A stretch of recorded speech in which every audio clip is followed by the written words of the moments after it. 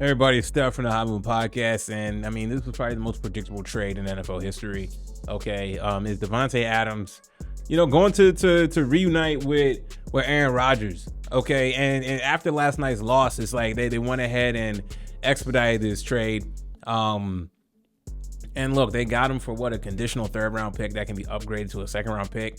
I find it hard to believe that the New York Jets were the only team to offer something like this, right? Like, I mean, I is there more to this trade than what meets the eye? I don't know, but it seemed like Aaron Rodgers has full control and gets what he wants, right? So, like what was the actual value of this trade? Let's see here. Okay, so the Jets sent a 2025 conditional third round pick to the Raiders for Adams. Okay, Aaron Rodgers is a big baby in the NFL.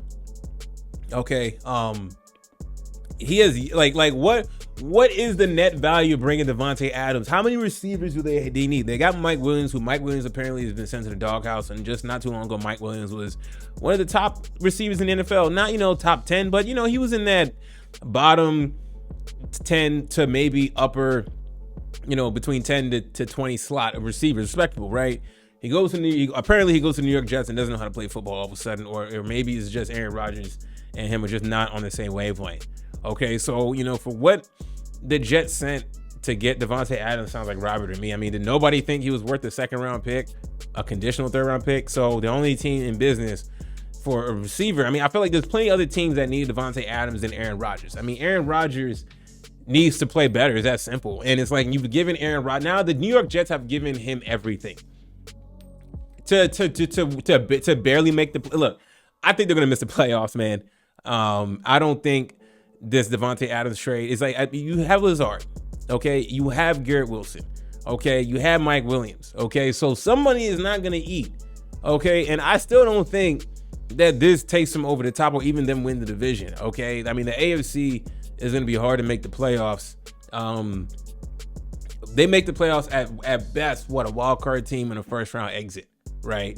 The New York Jets are desperate. Okay, they looked really foolish losing last night to the Buffalo Bills after all the noise with Aaron Rodgers and firing Robert Saleh. Okay, and then as soon as they turn around, like if the Jets had won yesterday, would they have been quick to make this deal? Okay, and he's not going to be ready until week 7 or something like that to play the Steelers. Who I think, I think the Steelers. I think we're going to win this game against the Jets. But I mean, listen, man, like this feels like like Aaron Rodgers has become like the LeBron James of the NFL. And honestly, it almost feels disrespectful to even mention Aaron Rodgers and LeBron James in the same sentence. And what the comparison is kind of like, there's always these trades that, LeBron James is involved in to get a player when, he's going to act like he doesn't have any control or anything like that. And then voila, he gets the player that he wants, right? So Aaron Rodgers now has nobody to blame. You can't blame ownership. You can't blame the head coaches. You can't blame anybody but yourself if you guys don't get to an AFC Championship game and win the Super Bowl. Okay, that's just what it's gonna be. Man, this is crazy, man.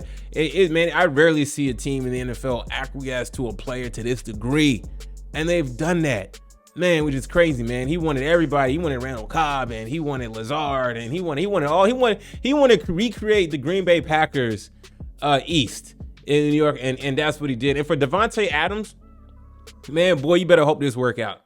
Man, you better be putting up some Hall of Fame numbers this season because his money ain't guaranteed next year. Okay. The Jets want to pay him the rest of his $36 million after this season. I don't think they will. So this feels like a 1-year rental, and this is a big gamble on a 1-year rental to go where? I mean, is this going to turn into, do people think that this is going to be a Tom Brady situation where they're going to, get it together and make a Super Bowl run? I'd be shocked. I'd be shocked if the New York Jets go on to an AFC Championship game and go to the Super Bowl. Then I will eat my words and make the appropriate adjustments in my commentary. But for now, this seems like an additional, and I'm not even, and the thing is like, I don't even like, this is not hate in a way because it's like, oh, we didn't get Davante. I don't really care if we got Davante Adams as a Steelers fan. I don't think we needed him. I think we just need to play better offensively. Bringing Davante Adams isn't really gonna help us if our offense is gonna be stagnant, right? And I felt like a lot of the teams could have used Davante Adams' services than the New York Jets, right? It's like all this is to make Aaron Rodgers happy, and when all this goes south, who is he gonna blame, right? I mean, where's the responsibility? Who's gonna take responsibility for the season ending in absolute disaster if they don't make the playoffs, right, or get a first round exit? Wow, man. So good luck to Davante Adams. I mean, I get it. He wanted to be out of Las Vegas, and I'm surprised that the Jets was on his list because he must really love playing with Aaron Rodgers. I feel like there's other teams that are just going to be in better contention that could have gave up the same thing, right? Really bizarre scenarios. Like almost Davante Adams was hands off, except for the New York Jets, right? The Raiders were only willing to do business with the Jets, and this is what they offer. Crazy, man. Thanks for watching. Y'all leave me your thoughts about all this, man. Please like, subscribe. I'm out.